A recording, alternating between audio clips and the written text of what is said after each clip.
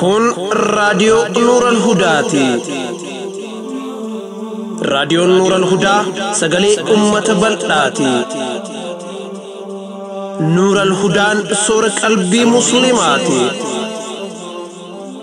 Nuural Hudaa.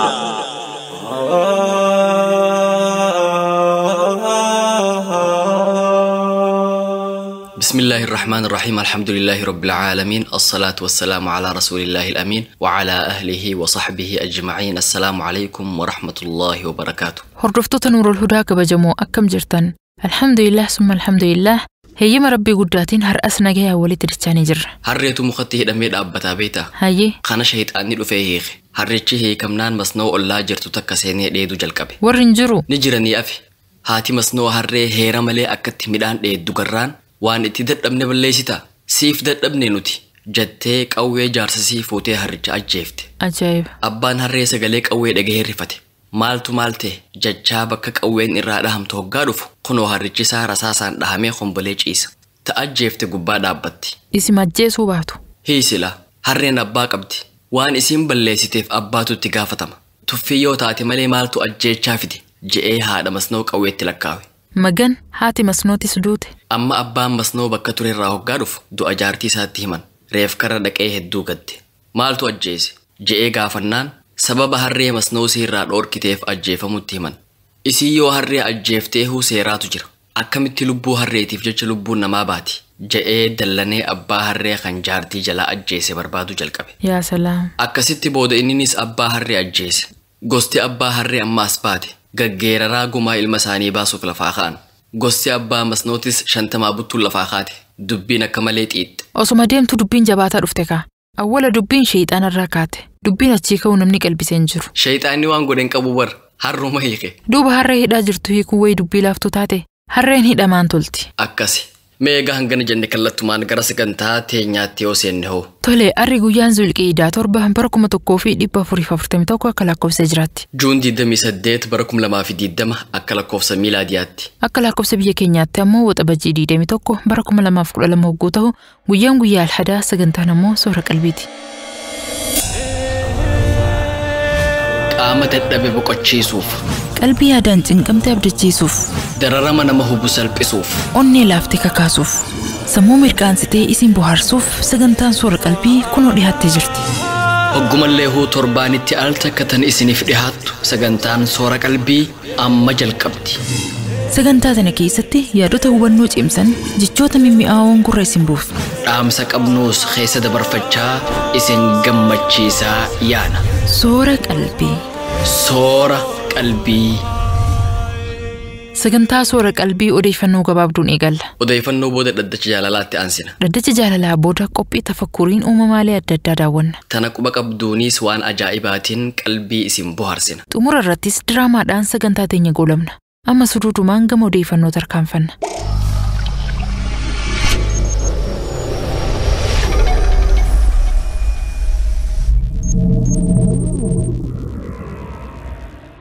Assalamu alaikum wa rahmatullahi wa barakatuhu.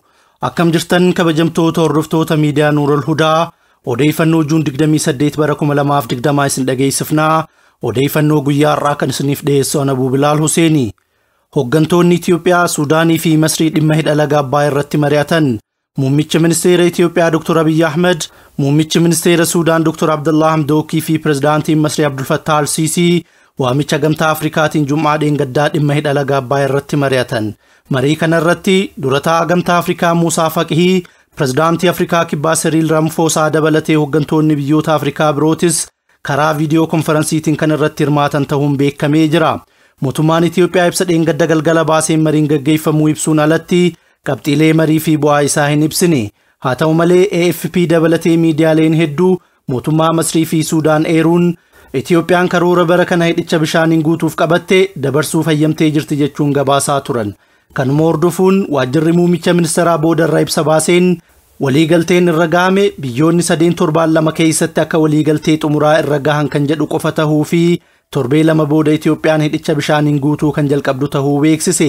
Suudaanii fi Masrii dhalagaa abbaa irratti waliigalteen osoo hin mallattaa'in Itoophiyaan hidhicha bishaaniin guutuu akka hin jalqabneef sochii dippiloomaasii cimaa kan gaggeessaa jiran yoo ta'u, biyyoonni lamaan torbee dabre keessa yeroo lammataatiif manni maree nageenyaa dhaabbata mootummoota gamtoomanii akka jidduu seenuu gaafatuu gabaafame. Guutuu addunyaa keessatti lakkoofsi namoota vaayirasii koronaatiin qabamanii miiliyoona 10 dabre.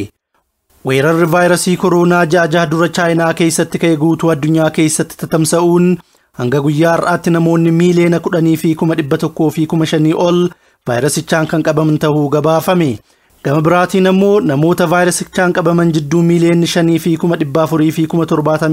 5,477,837 kan fayyan yoo ta'u, namoonni 500,200 ol ta'an ammoo sababa vaayirasii kanaatiin du'uu ragaaleen ni addeessu. Weerarri vaayirasichaa biyyoota Awurooppaa fi Eeshiyaa jalqaba akka malee hubee ture keessatti kan hir'ataa jiru yoo ta'u, gama biraatiin ammoo ardiilee Ameerikaa lamaan Afrikaa fi naannawa kaaba Eeshiyaa keessumattuu Indiyaa, Paakistaan, Baanglaadeshii fi Afgaanistaan keessatti daran hammaataa jira. Biyyoota addunyaa hunda caalaa vaayirasiin koronaa USA miidhaa jira. Haaluma kanaan biyyattii keessatti hanga guyyaa har'aatti namoota miiliyoona 2,596,770 vaayirasichaan qabamuu gabaafame jidduu namoonni 100,028,152 du'anii jiru. Mootummaan Ameerikaa weerarri vaayirasichaa diinagdee biyyattii hubaa jira jechuun torbee 3 dura sochii uummata irra kaahee kaasuu hordofuun vaayirasichi yeroo ammaa kutaalee tokko keessatti haala kanaan duraa caalaa hamaa ta'een babal'ataa jira. Kutaalee biyyattii vaayirasichi haaraatti keessatti babal'ataa jiru jidduu Filooriidaa fi Teeksaas adda duree yoo ta'an, guyyaa kaleessaa kutaa Filooriidaa keessatti qofa vaayirasichi haaraatti namoota 9,500 irratti argamuu gabaafame. Kanuma hordofuun bulchiinsi kutaalee lamaanii sochii uummataa fi diinagdee yeroo lammataaf deebisanii cufuu beeksisan. Biraazilii fi Indiyaa keessattis lakkoofsi namoota vaayirasichaan qabamanii saffisaan dabalaa jira. Ardii Afrikaa keessatti hanga guyyaa kaleessaatti namoota 374,749 vaayirasichaan qabamuu mirkanaa'ee jidduu 9,519 du'uu gabaafame. Itoophiyaa keessatti hanga guyyaa kaleessaatti lakkoofsi namoota vaayirasichaan qabamanii 5,570 akka gahee fi namoonni 94 sababa vaayirasichaatiin du'uu ibsame. Akka naannoo Oromiyaatti ammoo hanga ammaatti vaayirasichi namoota 308 irratti akka argame, namoota kanneen jidduu 8 du'uu ibsi biiroo fayyaa Oromiyaa irraa argame ni addeessa. Indiyaa fi Chaayinaan humna waraanaa dabalataan gara daangaatti bobbaasaa jiraatuu gabaafame. Waldhabbiin Indiyaa fi Chaayinaa jidduutti dhimma daangaa irratti ka'e hammaatuun torbee 2 dura walitti bu'iinsatti ce'uu gabaafamee ture. Kanuma hordofuun biyyoonni lamaan waldhabbii isaan jidduu jiru mariin furuuf qophii ta'uu ibsaa turan. Haa ta'u malee biyyoonni lameenuu humna waraanaa guddaa ta'e dabalataan gara daangaatti kan ergaa jiran ta'uu gabaafame. Dabalataanis xiyyaaronni waraana Chaayinaa gaarreen Himaalayaa irra deddeebi'uun sochii jalqabuu isaanii akkuma dhagahameen Indiyaan kibxata dabrirraa jalqabdee misaa'ila ittisa qilleensaa gara naannawa Kaashmiirii fi Jaamuutti sochoosaa jirti. Chaayinaan naannawa daangaa Kaashmiir irratti argamu dabalatee gaarri Himaalayaa gamni tokko kiyya jechuun falmiti. Indiyaan ammoo himannaa Chaayinaa moggatti dhiisuun naannicha keessatti daandiiwwanii fi bu'uuraalee misoomaa ijaaraa kan jirtu yoo ta'u, waraanni Chaayinaa kanaan dura sochii Indiyaa dhaabsisuuf carraaqaa kan ture ta'uu odeeffannoon ni addeessa. Walitti gaarrifannaan biyyoota uummata biiliyoonotaan lakkaa'aman qabanii fi meeshaa niikuleerii waraanaa hidhatan lamaan jidduutti hammaataa dhufe kun gara lola hamaatti jijjiiramuu danda'a sodaan jedhu guddaa ta'uu xiinxaltoonni siyaasaa ibsaa jiran. Egaan kabajamtoota hordoftoota miidiyaa Nuural Hudaa odeeffannoon guyyaa har'aatiif qabannee dhiyaanne kanumaa qophiilee hafan wajjin turtii gaarii qabaadhaa. Wassalaamu alaikum wa rahmatullaahi wa barakaatuhu.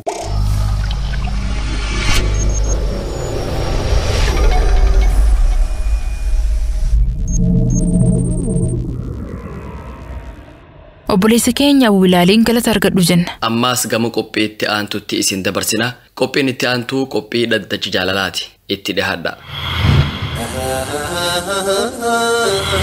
Dhaddacha jaalalaa, dhaddacha jaalalaa, dhaddacha jaalalaa, Dhaddacha jaalalaa, dhaddacha jaalalaa, dhaddacha jaalalaa. warra dhugaan wal jaalatu, Warra karaa halaalaatiin walitti daamee bultii jaarrate. warra jiruu gaarii jiraachuu jiruutu wal himata. Himataa fi himatamaan yookiin ammoo himattuu fi himatamtuun dhaddacha irratti dhihaatanii jiru. Abbaan murtii murtii kennuuf qophaa'ee jira. Abbaa moohatu walitti ilaalla. Dhaddacha jaalalaa. Iyyannoo jaalalaa. Qilleensi jaalalaa bubbisii halaala. Qilleensi jaalalaa bubbisii ilaala. السلام عليكم ورحمة الله وبركاته. أكم نجيا فياك أبدني hordoftoota miidiyaa Nuur al-Hudaa sagantaa soora qalbii hanga gartee Fariyaa fi Usmaan bishaaniin afaan jiifatan anis dhaamsa gabaabduu takkaaniin qalbii isin sooruu barbaade. Bakkuma jirtanitti qaama qalbiin nu hordofaan isinin jaa.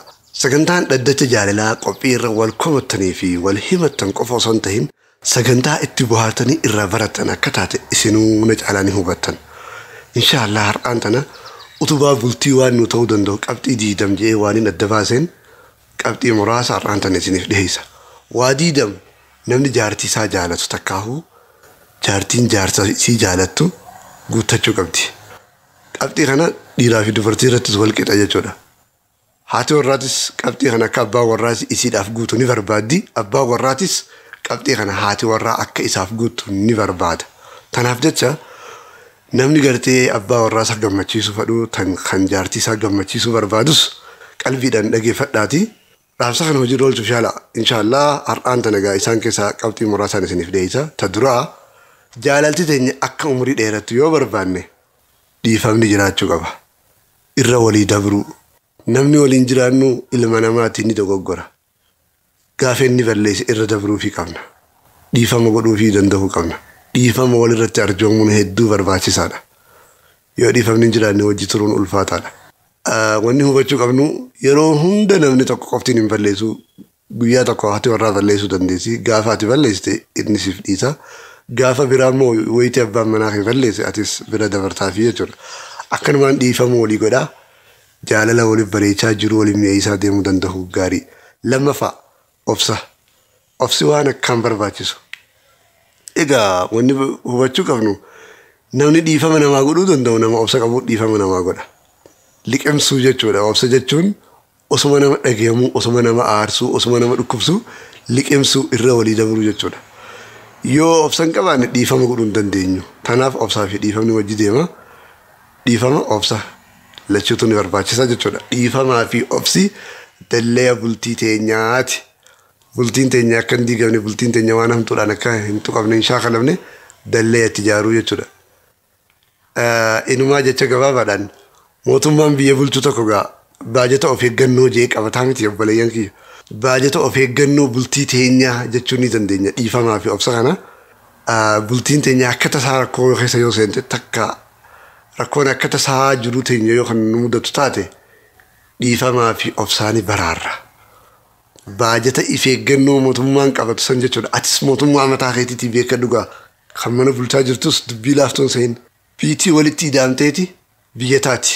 Maatii walitti dhufee biyya uuma waan ta'eef atis biyya bulchuu jirtaa quba qabaadhu dhugaa. Tanaaf jecha jaarsaa fi jaartiin dhiifamaa fi obsi qabaachuun barbaachisaadha. Qabxii sadaffaan ammoo yeroo waliif kennuudha. Yeroon qabeenya qaalii rabbiin nu kenna ni'imaa gurguddoo rabbiin keenya nu arjoome keessaa takka. Tanaaf jecha nutis gaa ni'imaa qaalii tana abbaa warraa keenyaaf haadha warraa teenyaaf kennuun hedduu barbaachisaadha. Haati warraatii fi abbaa warraa yeroo waliif kennu dalagaan hedduullee nutti heddummaate bakka hojiillee yoo kan turu taate maatii keenyaaf yeroo kennuun hedduu barbaachisaadha. Ilmaan keenyaaf jaartii teenyaaf jaarsa keenyaaf yeroo kennuunis waan jaalala teenya umrii dheeressurraa utubaa bultii islaamaati. Afraffaa gatii waliif kennu bakka waliif kennu jechuudha. Haadha warraatii fi abbaa warraa gatii waliif kennu bakka waliif kennu barbaachisa. Egaa nama tokko yoo gatii isaa kennite yeroo isaaf kennitaa jechuudha. Yoo yeroo isa dhorkate gatii isa dhorkate beekte inshaallah gaa Fariyaa fi Usmaanis gaa as dachaanii jiranii anis qophii tiyya torbaaniin itti deebi'aa isinis waan dhaggeeffataniif hedduu galatoomaa hanga torbaaniitti nagaatti wassalaamu alaikum wa rahmatullahi wa barakaatuh.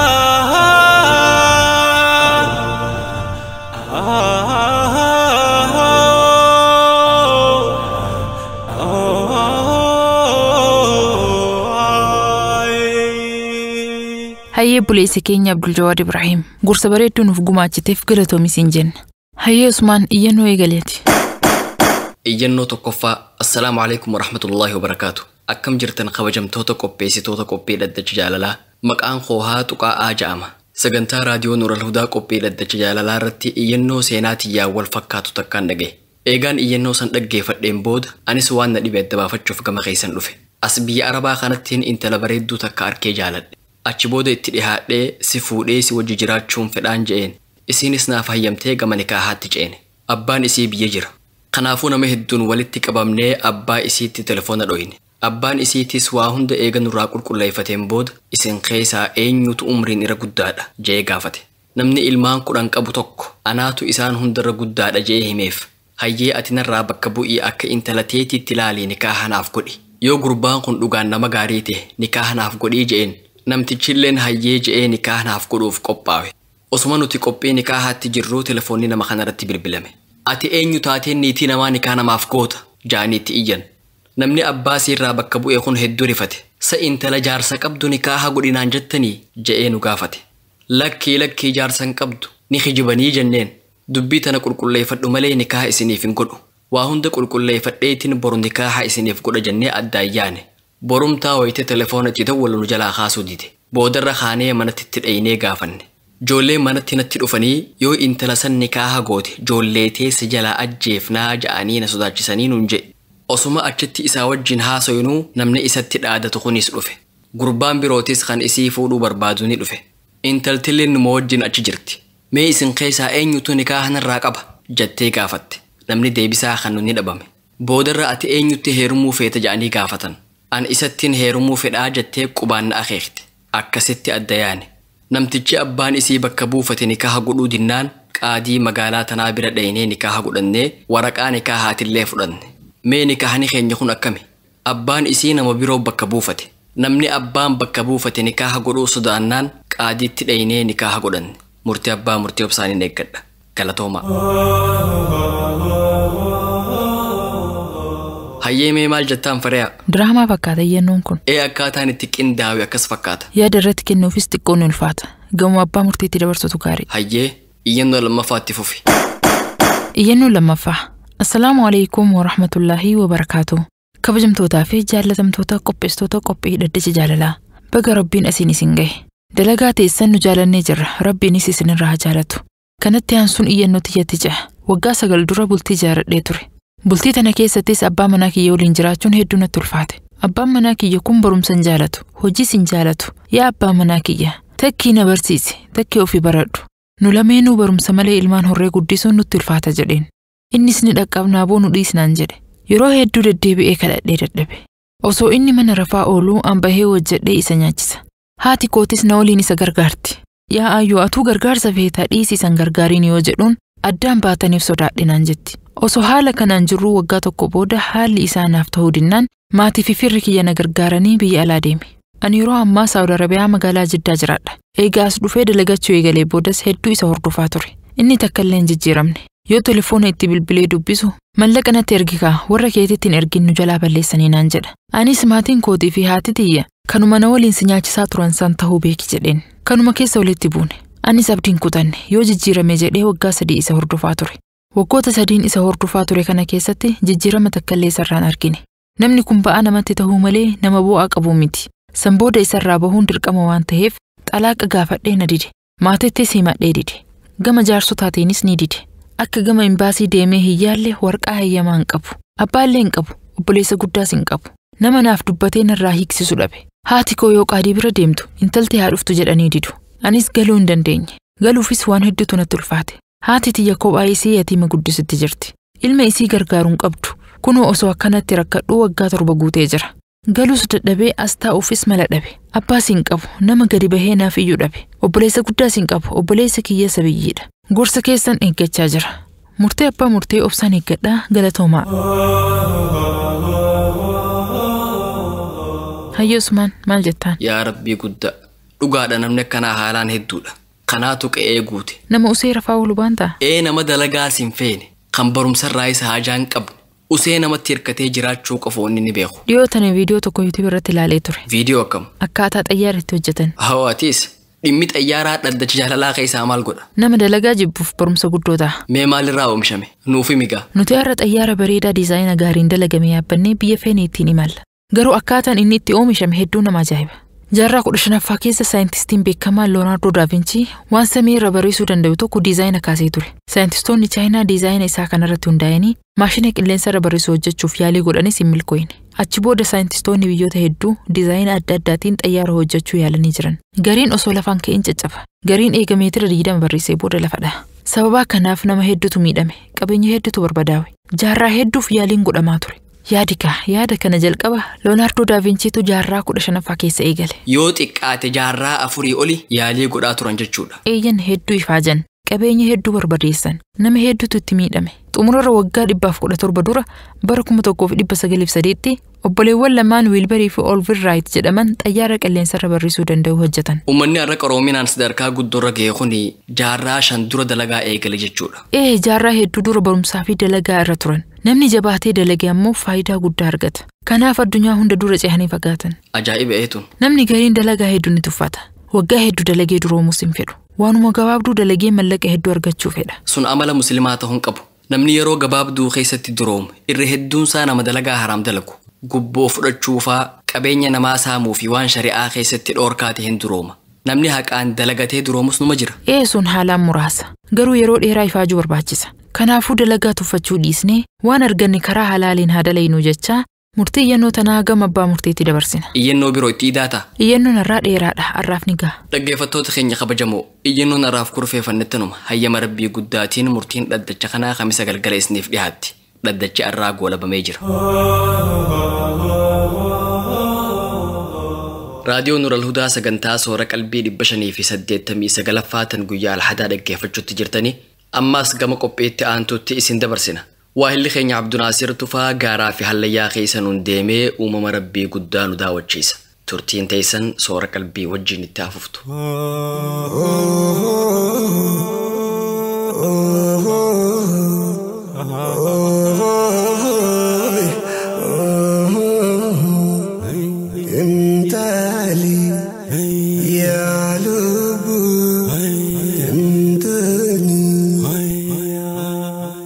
السلام عليكم ورحمة الله وبركاته أكم جرتن أردفتو تقبي تفكر في ربهم قدات أردس أممتكو كبادم إسن التديبي جرم قبي كياردات سنيم الله تتكم ولين إلى اللام أمدرم واي الله تيوان كرين جرمانيم إسني دي سيترم الله تيوان كنين أردلي أمريكا كبافيم أنتاركتيكا ماليم كنين فانكي سترقمم الله تنكن الله تيوان أكان غرقوداتانا كيسم إساتوكم Kreen sanyilim garagaraa 15 akka qabu qorattoonni dubbatu kanneen keessaa amadura waa'ee Red Crowned Crane fi Saras Crane isiniif dhiyeessee ture. Arramum sanyii biraa kan Blue Crane jedhamuun waliin barsiisa. Crane allaattiiwwan hedduminaan dachii tanarratti faca'anii argamanii fi kan lakkoofsi isaaniitis haalaan dabalaa jiru keessaa isa tokko. Haa ta'u malee biyyoota guddataa jiran keessatti haalli qulqullina naannoo gaarii waan hin taaneef akkasumas sababa manca'insa qubsumaatiin lakkoofsi isaanii xiqqaachuutti jiru. Kanneen Awurooppaa fi Ameerikaa kaabaa keessatti argaman garuu haalaan dabalaa jiru. Sanyiin Blue Crane jedhamu Afrikaa keessatti argama. Afrikaan kibbaatis allaattii kana akka mallattoo biyyaatti fayyadamti. Crane allaattiiwwan gurguddaa keessatti ramadama. Blue Crane garuu sanyiiwwan Crane keessa isarra xiqqaara. Mataa guddaa, morma furdaa fi koola bareedaa dheeraa qaba. Koolli isaa kun wayita dachaafamu gama duubaatiin dheeratee waan mul'atuuf namni hedduun eegee isaa seha.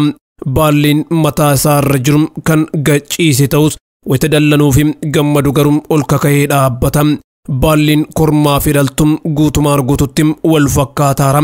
Garaagarummaan isaanii guddina qaamaa qofa yoo ta'u kormaan dhaltuun ni caala. Afreejiraan kottee irraa kaasee aga buqqee mataa dheerinni jiru meetira 1 hanga 1.2. Koolli isaa immoo wayita diriirfamu meetira 1.8 hanga meetira 2 ta'a. Allaattiin kun afreejiraan kiloogiraama 3.6 hanga kiloogiraama 6.2 ulfaata. Baalliin allaattii kana hedduminaan adii yoo ta'u bifa gurraacha muraasa of keessaa qaba. Kun ammoo bifa cuquliisa waan qabu isa fakkeesse. Sababa kanaaf Blue Crane jedhanii waamani.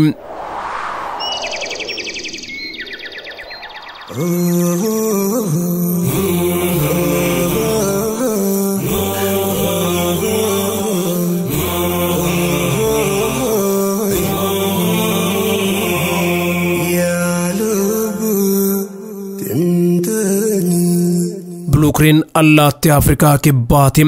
parsantiin 99.9 kan ta'anis biyyuma kana keessatti argamu. Kanneen hafan immoo Naamiibiyaa, Zimbaabuwee, Leesooto, Bootsuwaanaa fi Suwaatiinii keessatti argamu. Allaattiin kun lafa olka'aa marga goggogaa qabu irra qubata. Lafti akkanaa kun yeroo hedduu bineensota birootiin waan hin jaalatamneef wal hormaata allaattii kanaatiif mijaa'aadha. Bakka jeequmsi hin jirretti lafa jiidhaa irras ni qubatu. Tibba caamsaa fi bonaa keessatti gara lafa gad aanaa yookiin lowlaandi gadi bu'u. Sanyiiwwan kireen keessaa buluu kireen uumama tereesteriyaal yookiin ammoo lafarra jiraatu jedhamuun beekama. Sanyiileen kireen gariin uumama lafa jiidhaa yookiin caffaati. Qoffeen uumama kanaa gabaabaadha. Kunis soorata karaa salphaan lafarraa akka funaannatu isa gargaara. Allaattiin kun lama ta'ee waliin jiraata. Yeroo tokko ilmooliin haadhaa fi abbaa wajjin jiraachuu danda'u. Buluu kireen shubbisaan beekama. Sanyiin allaattii kana xiqqeenya irraa kaasee hanga dulloomuttis numa shubbisa. Sanyiiwwan allaattii hedduun yeroo hormaataatti qofa shubbisuu filatani. Allaattiin kun garuu yeroo hunda ni shubbisa.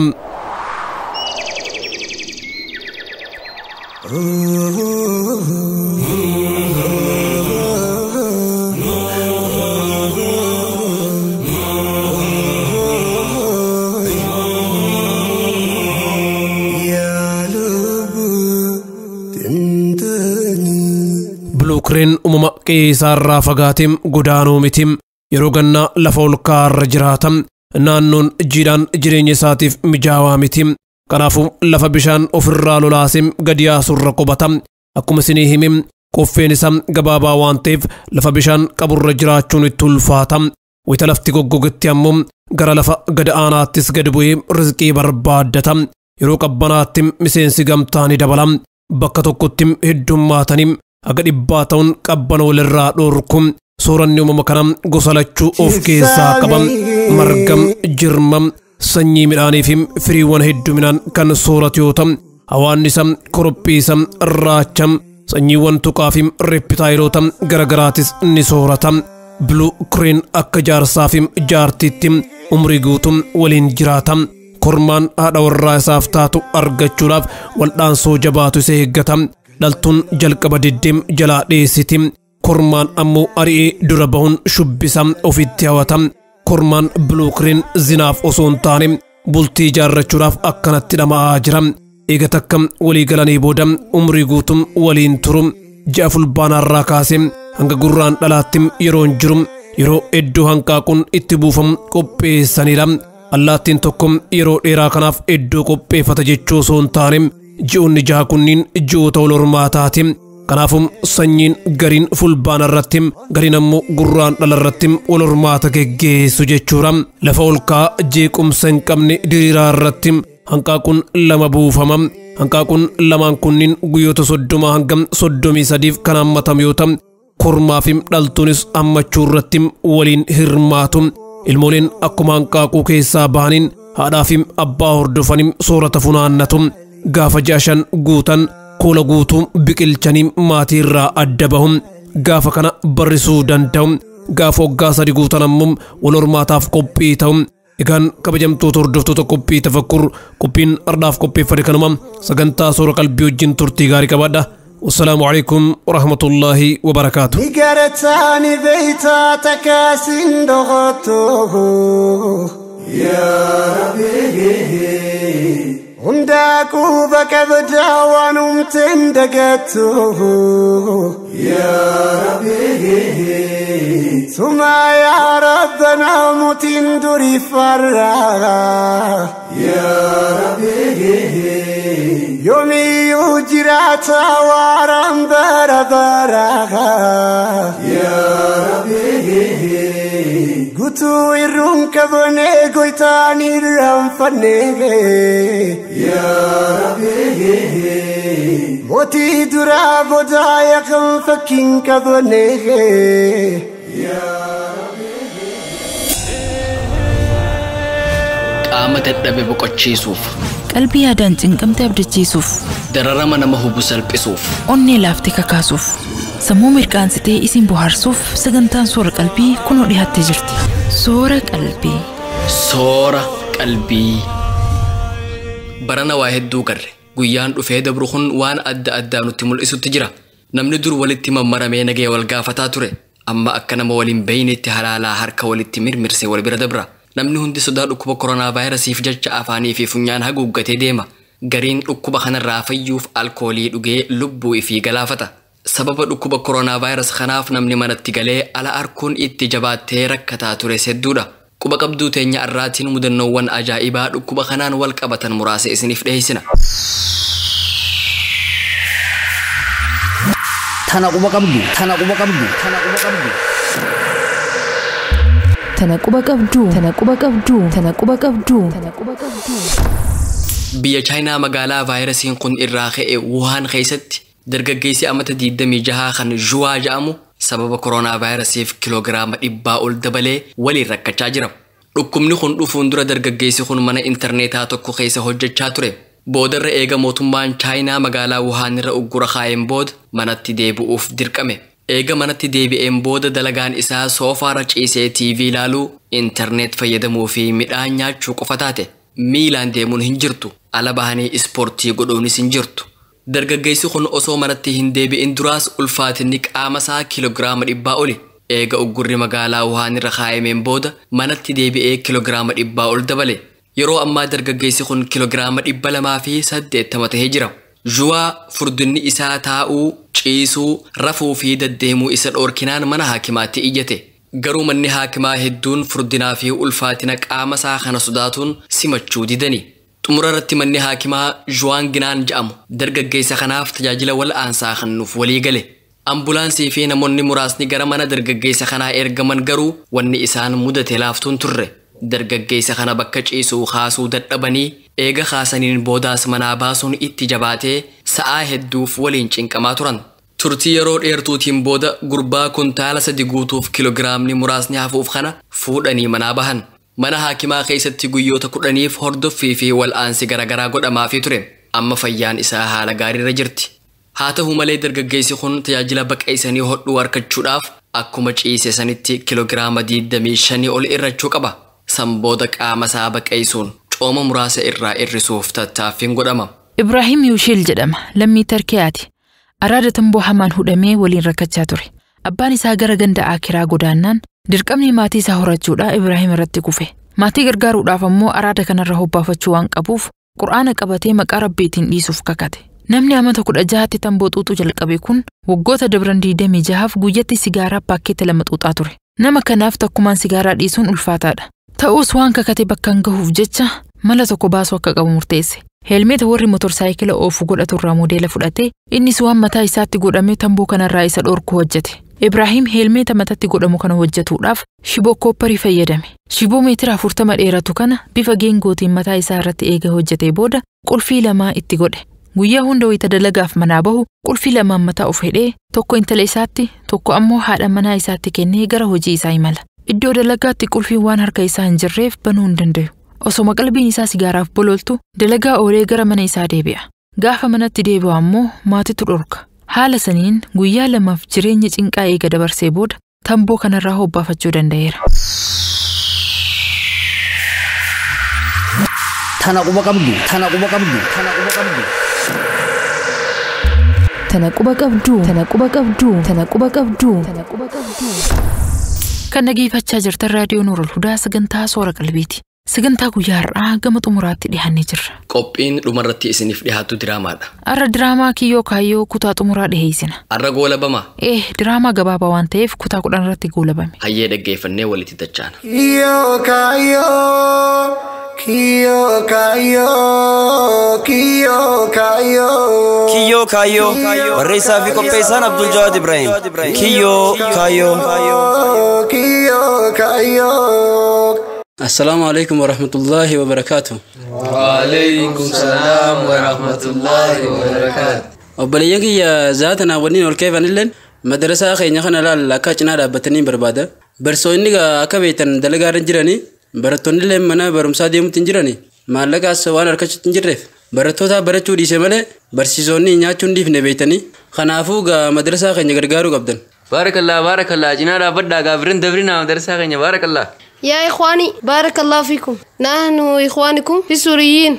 يا ابو امه سوريا خنا غرغارا بيساني بريد سدي سني رفني بارك الله فيكم قالت مدرسه ناس رانفتنا بارك الله مدرسه في دربدا بارك الله بارك الله برنغوتنا من سوريا خمبرنا مرفتشيسا فوقي بريدو ديسانيتي خنو نغي دماني بيساني ديساني دفن نعم والله بارك الله دربدا نتيس برغا يا ربي نور رحمتي مالي هرينا كسوريا تنمدچ دنديس ايغا سريته يو توكمان انجراني يو الخبجون دبمدي سلاو والفچاسوني نولتو بيتنون يجمتي مالي ايا بارك الله برنغوتنا خيسا غادا سومت سورياتي مو مسجد غرغارما awala chutu gargaramu qabanka ummanni kunis bar nama rifachiisa afaan keenya illee beekan an ummata kanarrammo ummata keenya ne rifachiisaw yoo wanni kana nu budette nuti biyyatti biqadnu qabnu addunyaan nu feetu barga nutu walin feene tanaaf addunyaan nu jibbiti ummata suuriyaa kan raanfatina yaabo laa itti garaa qabdu jira ilmaaniin jala deemani jiru babbareeddu tanurra toltoosoo qabanii dhiisanii dhufani waraanni faayidaa takka illee qabu namni yoo wallolee biitini diigamti sooriyaa raayoon baranne eenyurraa barannaawu awwata madrasaa tan raanfatina gaayabo biran kutina barakallahu fiikum kiyo kayo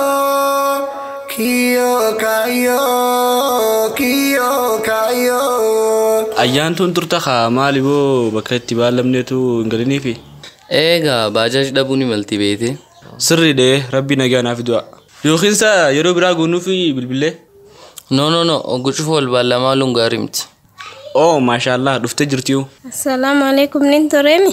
wa alaykum salam tiqo Fuula keetirraa mul'ata kana meefate.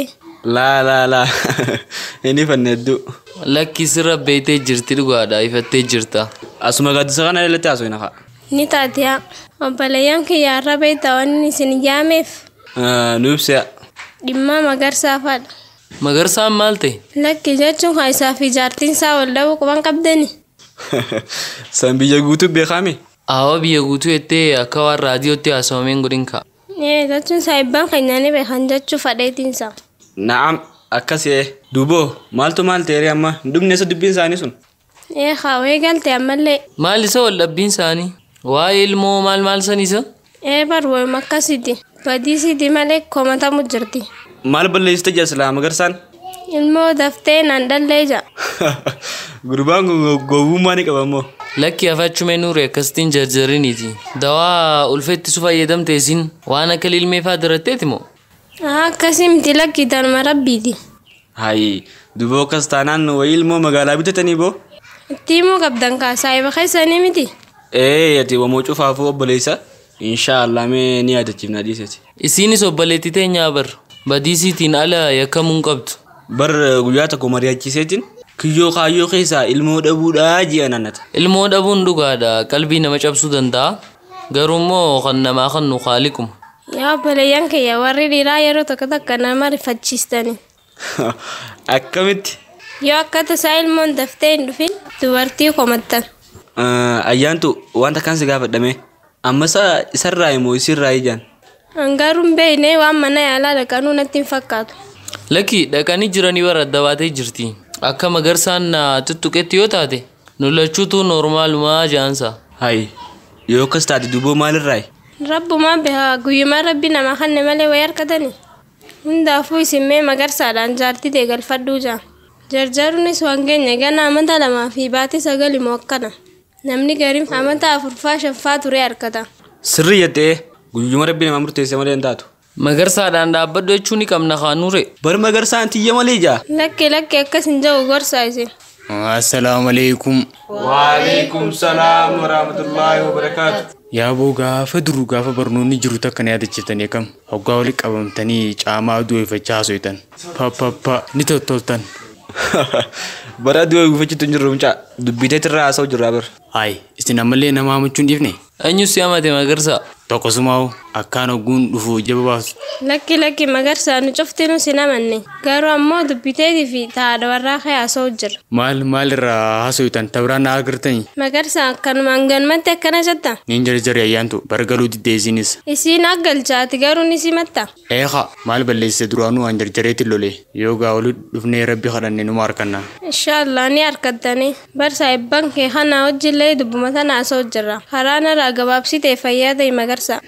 Aya barga waan staatiif magarsanaa yaajee barsilaadu taate waa toleen jiru. Maaliyan dhiirarraa gorsan fudhadhu nuuree dubbii kanarraa gattaa'e. Eegaa ati xiyya malee ittaamti. Obboleeyyan amma dhaabbadhaa gaaddaan. Inni amma tolee jee jiraa miti. Yaada isaa jijjiirsiisuu feetamu akkam. Mee kanan naa gaafadhu ayyaantu. Marabbaani taatiti ana araarameeti haa dhuftu. Inshaallah galatoomi magarsa. Ammaan dubbisa isiis galatoomi fayyade. Isinis galatoomaaka. Humaa teenya humaa. Eenyummaan araaramnaan. Obboleeyyan gaa muwaadara takkaa jiraate akkanafne. Muwaadaraa maali? Kiyyoo kaayyoo maal akka ta'e haa. Ahaa wallaan ruuhii qalbiisanii. Beeyte boosanii. Eessatti jaansila? Bakkuma barametti. Taate ka inshaallah anis ni argama. Kiyyoo kaayyoo, kiyyoo kaayyoo, kiyyoo kaayyoo. Bismillah, alhamdulillah, assalatu wassalamu ala rasulillah sallallahu alaihi wasallam. Assalamu alaikum wa rahmatullahi wa barakatuh. Wa alaikum salam wa rahmatullahi wa barakatuh. Tole obboleeyyan qaqqaalii gaggaarii bagaa nagaan gama wal'aansarii fi qalbii dhuftan sagantaa teenya gaa yeroo hedduu torbaaniin dhimma gartee adda addaa irratti dhuunfaanis haa ta'u gareedhaan dhuftanii gorsa adda addaa fudhachaa turtan har'aas yoo rabbi jee inshaallah waan hangammaa haasofnee gartee jechuun yeroo adda addaatti kophaadhaan dhufaa turtan har'a rabbi isin mijeessee gaa dhuftanii jirtanii mee jiruu teessan keessatti mee waan kiyyoo kaayyoo jettanii yaaddan maal fa'aa baratamee hangammaa dura isin irraa hin gaafiidhaan haa eegallu. Tolee gammee mi'eeti kiyyoo kaayyoo maal akka keessatti? Kiyyoon kaayyoo maallaqa dhabu qarshii waa hunda galmaan gahuu ni dandeessa. Garuu gaa hanga takka itti fayyadamaa fi maddisii barbaachisa. Hayyee nuuree ta'u. Fedhinnaa fi galmaan gahuu dadhabu nama abdachuu hedduu dhagaa kiyyoon kaayyoo. Meenis takkaan jaaha. Aaruu, hiraaruu, abdii murachuu, salakkoonii fi kiyyoo kaayyoo. Tolee ayyaantu atis mee yaali ka'a? Tokkoffaa waa hunda bakka takka inni godha jaanii yaadu karoora baafachuu dhabudha. Hedduu dhagaammanii hin raanfadde malee. Maashaallah isin cuftinu qabxii babbareedduu haastan taniin itti isiniif ida'u. Kiyyoo kaayyoo keessaa gaaf tokkoon dalagaa jechuunis kiyyoo kaayyooti. Wanni beekuu qabdan gaaf tokko jechi jiruuni kaalaandara irra jiru beekanii gaaf tokko yeroo jennu guyyaa du'aa keenyaa ta'uu danda'a. Guyyaa nuti dhukkubsannu ta'uu danda'a.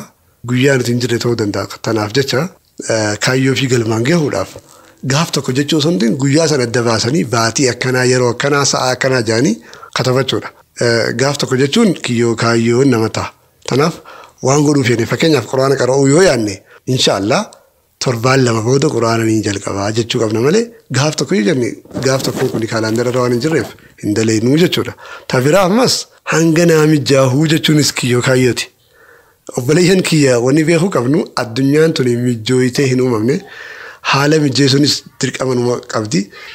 Haala mijaawaa ta'e keessatti malee hin dalaguu jechuun abadan dalagaa dalaguu hin dandeessu jechuudha. Hojjechaatuma haala mijaawaa eeggata malee hanga haalli mijaahuu yoo jette osoo hin daleene yeroo hundaa'u usteeteessaa jechuudha. Gaafa dalagaa jalqabdee dalagaa takka lama dalaguu eegaltu hamilee hirkachaa dhufta. Haalli ni sii mijaawa akkasiif hin taphata inshaallah. جزاكم الله خيرا والسلام عليكم ورحمة الله وبركاته. وعليكم السلام ورحمة الله وبركاته. Kiyyoo kaayyoo, kiyyoo kaayyoo, kiyyoo kaayyoo. Dhaggeeffattoota keenya kabajamoo diraamaan kiyyoo kaayyoo xumuramee jira. Inshaa Allah dhihootti diraamaa haaraan walitti deebina. Sagantaa keenya osoo hin goolabin dura dhaamsa qopheessaa diraamaa kiyyoo kaayyoo takka dabarsuu fedha. Hayyee dhaamsa maaliiti mee? Amma dura diraamaa kiyyoo kaayyoo osoo hin eegalin dura dhaggeeffattoonni keenya yaada isaanii akka nuuf gumaachan gaafannee turre. Dhugaadha. Akkanatti fakkaatutti waahilli keenya yaada dhaggeeffattoota irraa nu dhaqqabe irratti hundaa'ee diraamaa kana qopheesse. Akkasuma ammas yaada ulfaataa dhaggeeffattoota irraa barbaanna. Mee yaada akkam gaafate? Mee jiruu teessan keessatti waan jabduu isin mudattee turte. Tantumsa rabbiitiin keessaa baatan keessaa waan muraasa nuuf qoodaa jedha. Mudannoo jiruu haalaan ulfaattu keessaa amala baaneen jechuudha. Waanuma akkasiiti. Duba dhaggeeffattoonni keenya dhaamsa karaa kamiin ergan? Duwwaa 914 irratti karaa waasaappiitiin ergan. Lakkoofsa Itiyoophiyaati? +251 irraa eegala. Hayyee taate. Dhaggeeffattoota keenya kabajamoo mudannoo jiruu keessatti isin mudatte tan akkaan ulfaattu tan tumsa rabbii guddaatiin keessaa baatan karaa WhatsAppiitiin nun gahuun irraanfatina. Taatota diraamaa kiyyoo kaayyootii fi qopheessaa diraamichaa obboleessa keenya Abdul Jawaad Ibrahim guddoo isin galatoomfanna. Waan irraaf kurfeeffannee asuma irratti goolabna. Hanga sagantaa itti aantuun walitti deebinutti nagaya rabbii keessa nuuf jiraadhaa jiruu qananii keessa qubadhaa milkii duniyaa fi akhiraa harkadhaa. والسلام عليكم ورحمة الله وبركاته.